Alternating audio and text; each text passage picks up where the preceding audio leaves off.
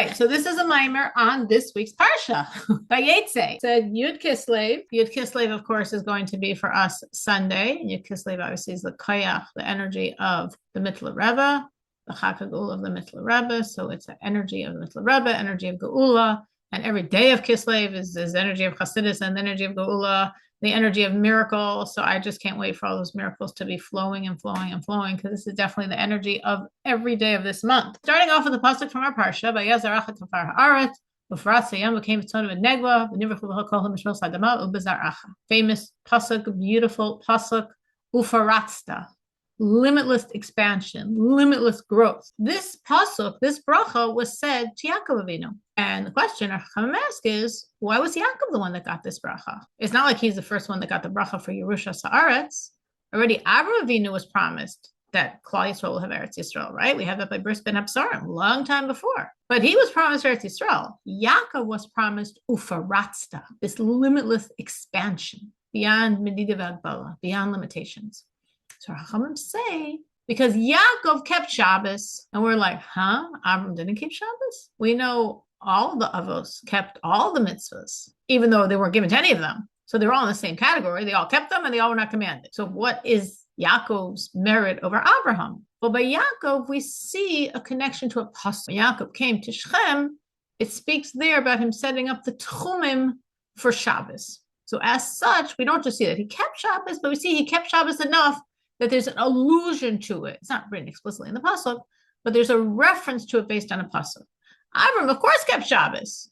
We have a general pasuk about Abraham saying, Yishmar Mishmarti, that Abraham kept all the mitzvahs. So we know he kept Shabbos the same way he kept kosher, the same way he kept Taras Mashpacha. All the mitzvahs were kept by Abraham. We don't have a unique verse referencing Shabbos. By Yaakov, we have a unique verse referencing Shabbos. So that means, for some spiritual reason, Yaakov's keeping Shabbos was different than Abraham's. There was a special something to it that we don't understand. And because of that, he was the one that merited to receive the bracha of Ufaratsta. So what do we take from all this? That Shabbos, the keeping of Shabbos, has to do with Ufaratsta, right? Because the whole point is, because Yaakov kept Shabbos in a way different than Abraham keeping Shabbos, he got the bracha of Ufaratsta for Klal Yisrael. So Ufaratsta, beyond Medida V'Agbala, beyond limitation, has to do with keeping Shabbos. And there's a few other references our Chachamim say, whoever keeps the Shabbos, whoever guards the Shabbos, whoever misaneg the Shabbos, takes pleasure in the Shabbos, whoever has a gimel sudos on the Shabbos, all these different promises were given specifically in terms of Shabbos, our adherence to Shabbos, that will connect to limitlessness. And here specifically, the limitlessness Ufaratsta is of Yerusha Haaretz, the limitlessness of Eretz Yisrael. But in general, the keeping of Shabbos brings down these limitless brachos. And since Yaakov, so to speak, kept Shabbos in a different way than even Abraham, he is a conduit for these limitless brachos to Klal Yisrael. So that is a kitzer of the first ice. The Rebbe ends that first ice with two questions. The first question is, it seems strange that we're saying keeping Shabbos creates limitless, like Ufaratsta is this limitless bracha. And as we're saying, it's not only this. As our Chachamim said, whoever delights in the Shabbos, whoever rejoices in the Shabbos, whoever eats the gimel sudos of Shabbos, merits to the bracha of Yaakov this limitless inheritance. So Shabbos, the Shmira Shabbos, is connected to limitless brachas, and Shabbos is so time-bound. It comes in a certain time, it ends a certain time, and not only that, but it's contingent on 6 vachadik days, the 6 mundane days that preceded it, right? Shabbos is the 7th day. You need 6 days before that. And every other one of those 6 days, you're counting to Shabbos, and says, Kol Torah Shabbos Yochel B'Shabbos. Everyone who works on Erev Shabbos, who works during those 6 days, has what to eat, physically and spiritually, on Shabbos. So Shabbos is not only itself time-bound, it's very linked to the very time-bound 6 days of the week. So why would a mitzvah that by definition seemingly has such a box around it be the mitzvah that creates for us breaking those boxes? Limitlessness. That's the first question. And the second question is, what are we focusing here on what Yaakov did, because it's written in the pasuk, so his keeping of Shabbos was different than Avram's? Like, Avram kept Shabbos. There's a pasuk that alludes that Avram kept all the mitzvahs. And there's a pasuk that alludes that Yaakov kept Shabbos. But come on, Avram kept all the mitzvahs. If Shmira Shabbos gives you this limitless bracha, Why didn't Avram Shmir Shabbos give this limitless bracha to Klal Yisrael? What do we need that Yaakov did different that his Shmir Shabbos gives us limitless bracha to Klal Yisrael? So those are two questions that the Rebbe opens up the Maimer with. Of course, fear not, we're not going to right away answer either of those questions. In the second paragraph of the Maimer, we start speaking about the concept of Shabbos. And we say that Shabbos has dimensions. It has the night of Shabbos and the day of Shabbos.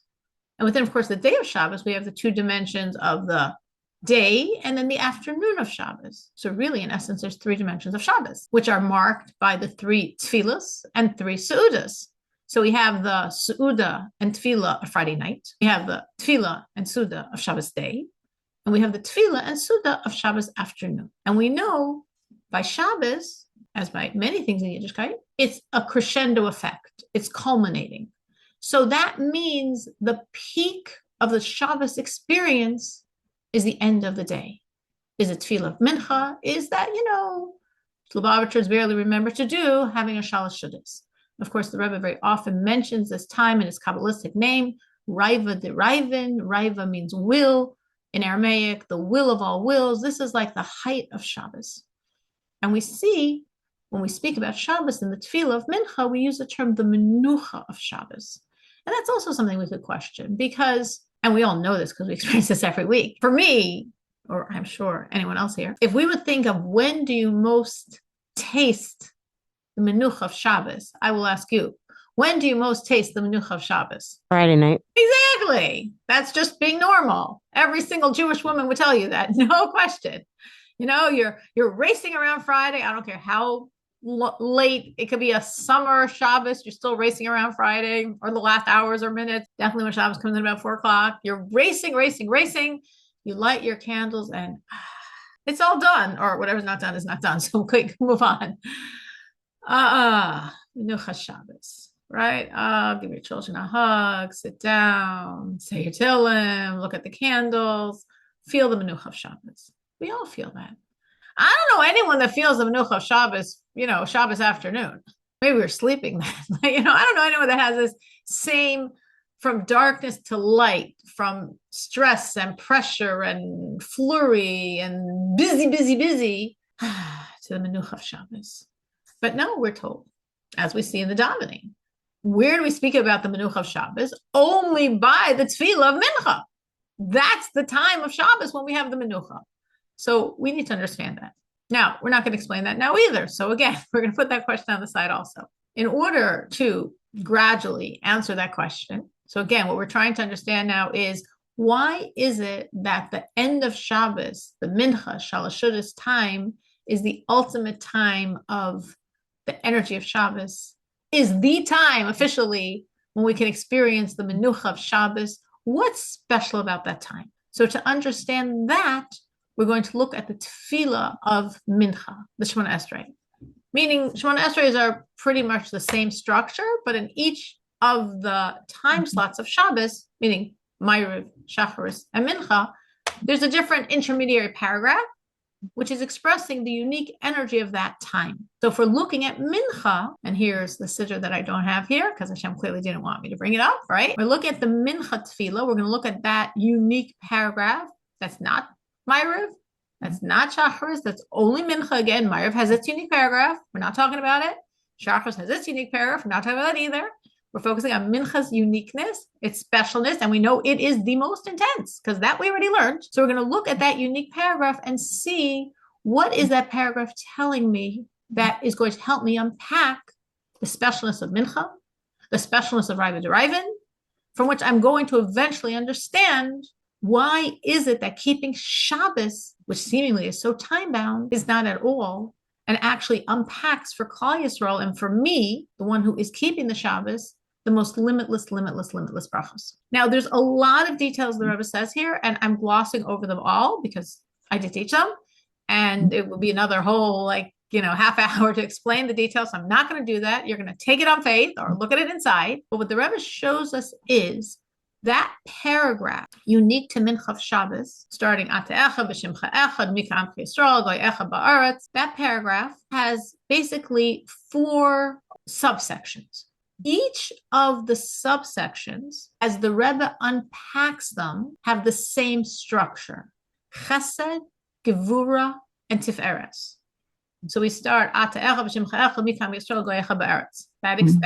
stands for Chesed, Gevura, Tiferes, and then we say Tiferes Gedula, Tiferes Yeshua again. Chesed, Gevura, Tiferes. Then we say Avram Yagel, Yitzchak Yerane, Yaakov Vanav Yenuchu Bo, Chesed, Gevura, Tiferes. And then we say Menucha Ava Unidava, 3 times Menucha, Chesed, Gevura, Tiferes. So we, in that unique paragraph to Mincha of Shabbos, if we decode it with the knowledge and wisdom of the Rebbe, because obviously I would never figure this out for sure, what we're really saying 4 times is Chesed, Gevura, Tiferes, Atech V'Shimcha Echad, Chesed, Gevura, Tiferes, Chesed, Gevura, Tiferes, Chesed, Gevura, Tiferes, 4 times. And then after going through that complete Chesed, Gevura, Tiferes, complete Chesed, Gevura, Tiferes, complete Chesed, Gevura, Tiferes, complete Chesed, Gevura, Tiferes, we add one little line to the last of the 4 Chesed, Gevura, Tiferes, which was all about Menucha, Menucha Av Nadava, Menuchas Emes Ve'emuna, right? We have 3 sections, 3 phrases there, each start with Menucha. We know what that means, Chesed, Gevura, Tiferes. Yes, it does. But then we have an additional phrase, and we're like, what's this doing? Menucha Shlema She'atarot Tzeba. And we're like, we already had our Chesed, Gevura, Tiferes in the first 3 Menuchas. So what's this 4th one doing here? It's not part of my paradigm, Chesed, Gevura, Tiferes. What's it doing? What's it about? So at this point, what we understand is, that we don't understand it, that in Mincha of Shabbos, which is the most special time of Shabbos, Raiva Derivin, and which leads to this limitless bracha of Ufaratzta, we keep focusing on 4 times, Chesed, Gevura, Tiferes, Chesed, Gevura, Tiferes, Chesed, Gevura, Tiferes, Chesed, Gevura, Tiferes, and then we add that last phrase about Menucha. That's not part of the Chesed, Gevura, Tiferes, and I'm wondering about that as well. What are these four sets of Chesed, Gevura, Tiferes? So the Rebbe explains that this idea of 4 sets of Chesed, Gevura, Tiferes is because we have 4 levels in creation, and each one of these sets of Chesed, Gevura, Tiferes is marking another level. So we start with the top, the first set. We got that. Whatever the details are, we're not going to wonder why the details symbolize Chesed, Gevura, Tiferes, because we already learned that last week in the previous ice. We see each of these phrases that in totality mean Chesed, Gevura, Tiferes are Echad, Ata, Echad, B'Shimcha, Echad, Umikra, Amcha Yisrael, Goy, Echad, Ba'aretz. That is referring to Chesed, Gevura, Tiferes prior to Tzimtzum Harishon, right? Tzimtzum Harishon means the first contraction, the first primordial constriction of Hashem's energies, because originally all there is him. There is him and nothing but him. And with that overwhelming, intense him, there's no space for anything else. And Hashem has this desire for creation. So if you want creation, you've got to take up less space so creation can be. And therefore, there's Tzimtzum Harishon, the first primordial contraction, where Hashem lessens the intensity of self, so there can be what Kabbalah calls a halal, a void. Not really a void. A void means an empty place. It's not empty. There was still enormous, tremendousness, intense godliness there, but relative to everything else, it was empty. Within that halal, there's this kav, this piercing beam of God's energy. From the kav evolves what Kabbalah Hasidus call Adam Kadmon, translated as primordial man. We had that in our Tanya recently. We speak about Adam Kadmon, or in the Rashi Tevos, Adam Kadmon, which basically Hasidus views as like the first expression of Ratzon Ha'elyon, the supernal will, the first expression of Hashem post the Kav. And then it proceeds further to the various levels of creation, as we're doing this week's Parsha, Akudim, Nekudim, Verudim, the first concept of creation, a world, and spheros, but all contained within one. And then a more developed expression of that, what we call Olam HaTohu, where there's 10 spheros, but no inclusion, and therefore they shatter, and that's spheros HaKelim, the shattering of the vessels, and the shards of those vessels, the lights flew up, and the shards crashed down into the next reality, what we call Seder Shtalshalos, or Olam HaTikun. We have Natzilus, Abriya, Yetzira, Asiya, and then ultimately us, Asiya Gashmi, a physical reality, where we're picking up all those shards that fell all the way down to our reality, the world of Tikkun, the world of Shtalshalos. So before all this, we have what we call Kodim HaTzimtzum. Before there's anything, and all there is God, and nothing but God. And therefore, it's a reality of echad. Ata echad. Shimcha echad. Mika amcha Yisrael goy echad ba'aretz. Because echad means such oneness that there's only one. Echad doesn't mean we're all fused and good with each other. We have wonderful achdus.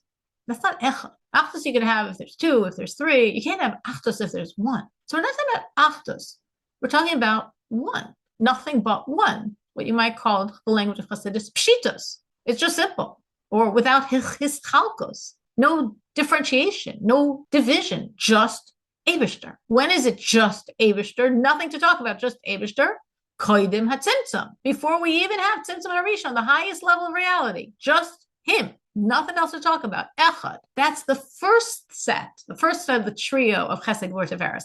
Echad, echad, echad, koidim hatzimtzum. The next set, Tiferes Gedula, Tiferes Yeshua, we're talking about Chesed Gvur Tiferes in the first revelations, which would be Adam Kadmon, Ratzon HaElyon, and then within Keser, Arich and Atik, and how Chesed Gevur Tiferes is manifest in Adam Kadmon and the levels of Keser, Arich, and Atik. How do we see this from the words? Because we're saying there, Nasata. Like a Teres Gedula rephrases, Nasata, you gave. The term Nasata means a movement from one reshus, from one domain to the next domain. So that keyword Nasata, which is the next trio of Chesed Gevur Tiferes, movement from one reshus to the other, that's symbolizing the movement from prior to Tzimtzum Harishon to post Tzimtzum Harishon. What do we mean that that's Nasata? That's moving from one reshus to another. Because everything that's post Tzimtzum Harishon, talking about Adam Kadmon, really the first revelation after the Kav, all the way down through all the myriads and myriads and myriads of levels we're not talking about, till we get to the beginning of Hishtalshalos, with the highest level of Hishtalshalos being Keser, Vatzilus, Arach, and Atik. So that whole very long progression is a revelation of what already existed in a concealed state, meaning everything before Tzimtzum Harishon is we just see Hashem, but it's all there, Helen, in a state of concealment. Then Nasata, you moved it from the domain of concealment to the domain of revelation. Because in Adam Kadmon and then all the other layers and layers and layers and layers until we get to Hishtalshalos and Keser Vatzilus and Atik and then finally Arich of Vatzilus, Arich of Keser Vatzilus. Now it's a Giloi, it's a revelation of what was Behelem prior. So that's the Nasata. So again, the first trio, Chesed Gevur Tiferes, Koidim Hatzimtzum, Echad, only Achdus, there's nothing but Hashem. The second trio, Nasata, you move from Rishus to Rishus, you move from domain to domain. That is, as there's now a Giloi, a revelation of what was prior in a state of concealment in Adam Kadmon, the first Giloi after the Kav, Ratzon HaElyon, the supernal will of God, coming all the way down to Hishtalshalos, Keser Vatzilus, Atik Vatzilus, and then that lowest level, Arich Vatzilus. Then we go to our third trio. Avram Yagel, Yitzchak Yeranev, Yaakov Banav Yenuchava. Avram Yitzchak Yaakov, well, that symbolizes Chesed Gvur Tiferes of Atzilus. Exactly. Avram is the embodiment of Chesed Atzilus, and Yitzchak Gvur of Atzilus, and Yaakov Tiferes of Atzilus. So now we've got Chesed Gvur Tiferes of Atzilus. And then we've got another trio with 3 times the word Menucha. And that's symbolizing Chesed Gvur Tiferes. We know they're all symbolizing Chesed Gvur Tiferes, but Chesed Gvur Tiferes as they're expressed in the more concealed revelation of the spheros of Netzach, Chod, and Yesod. Meaning, if we could envision the triangle of Chesed, Gevura, Tiferes, right? An upside down triangle, Chesed on the right, Gevura on the left, Tiferes on the bottom point, middle of the triangle. Underneath that, there's another triangle. Netzach, Chod, Yesod. Netzach on the right, Chod on the left, and Yesod, the bottom, middle point of that second upside down triangle. So Netzach is a minor version of Chesed, so to speak. Chod is a minor version of Gevura, and Yesod is a minor version of Tiferes. So we have now that final dimension where we're constricting the energies of Chesed Gvur Tiferes to be within Netzach, Chod, and Yesod. We had a question. Our question is, why do we say this 4 times? Why, Bichlal, we don't even know why we want to go into the paradigm of Chesed Gvur Tiferes. That's another question. But if we want to talk about Chesed Gvur Tiferes, why do we say it 4 times? Because there's 4 dimensions of Chesed Gvur Tiferes we're talking about. We're talking about Yisrael, Echad, Hiskalus, only one, nothing but. Then we're talking about the second dimension, Nasata, the movement, the transfer from Rishus to Rishus of Chesed Gvur Tiferes post the symptoms, starting at Adam Kadmon and going all the way down to Arach of Keser Atzilus. And then we have Avi, Yitzchak, and Yaakov, the third dimension, Chesed, Gevurah, Tiferes of Atzilus. And then we have the Menuchas, all three of them, referring to the fourth and final dimension, the most constricted Chesed, Gevurah, Tiferes of Netzach, Chayid, and Yitzayid of Atzilus. So that is why we have it 4 times, because we're talking actually about Chesed, Gevurah, Tiferes on these 4 dimensions. Okay. Do we still understand where we're going? No, but that's okay. Now the Rebbe asked, that was an ice. Now we're getting to the next ice. And the Rebbe asked a question, a very sort of obvious question. Just wait a minute. How are we talking about Chesed, Gevurah, Tiferes, Koidim Hatzimtzum, and there was no Chesed, Gevurah, Tiferes, Koidim Hatzimtzum? As we said, to emphasize the point, how do I know this Koidim Hatzimtzum? Because it's Echad, Ata Echad, Shimcha Echad, Mika Amcha Yisrael Goy Echad Ba'aretz. It's only Echad, it's only one. It's total Hashem and nothing but Hashem, and there's nothing to talk about but Hashem. There's no differentiation. There's Hashem. I don't want to say only. Intently, enormously. No spheres. There's no chesed. We have chesed of Atzilus.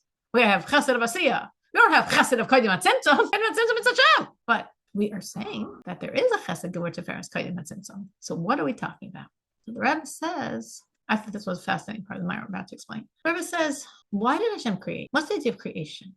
Why was there tzimtzum? Because it says in the Talmud, it says in the Gemara, Teva HaToiv L'Heitiv. The nature of one who is good is to do good. So the nature of Hashem as the ultimate good is to give good. And therefore, there's tzimtzum. Tzimtzum is good because through tzimtzum, there can be creation, which is good because we can exist and everything else exists by virtue of tzimtzum.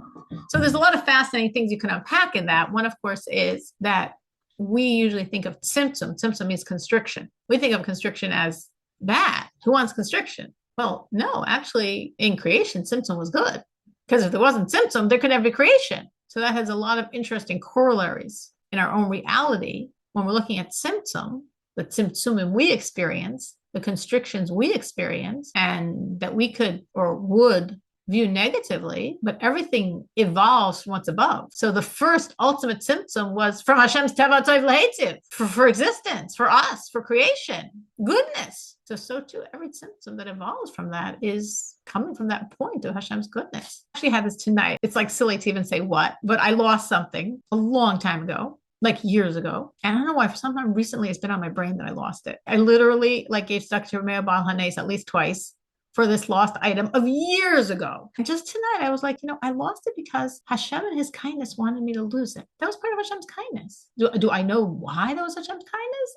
No, but I know it was Hashem's kindness. And of course, that's a very minor example. The type that are easy to share are the minor examples.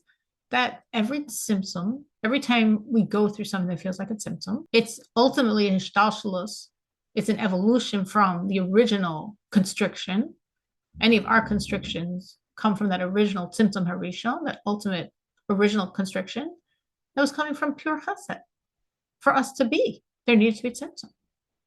That's an interesting practical application. If we're saying that Tzimtzum Harishon was inspired, was ignited by Teva HaToiv L'Heitiv, by Hashem as the one who's the ultimate and only real good, and therefore doing good, the Rebbe says, you know what that is? That is chesed. Chesed is Teva Tov L'Heitiv. So that means prior to Tzimtzum Harishon, there was chesed. That's the chesed of Teva Tov L'Heitiv, which inspired Tzimtzum Harishon and all of creation. So chesed already existed, so to speak, before there was anything else, which is another interesting thought. And of course, this is brought in other places in Chassidus, that even though we speak, and like I say, we make our triangle of chesed, gevura, chesed has a dominancy, We can say it's balanced. It's not balanced. The leaning is always toward chesed. Baruch Hashem, we need that leaning toward chesed, and we have that leaning toward chesed.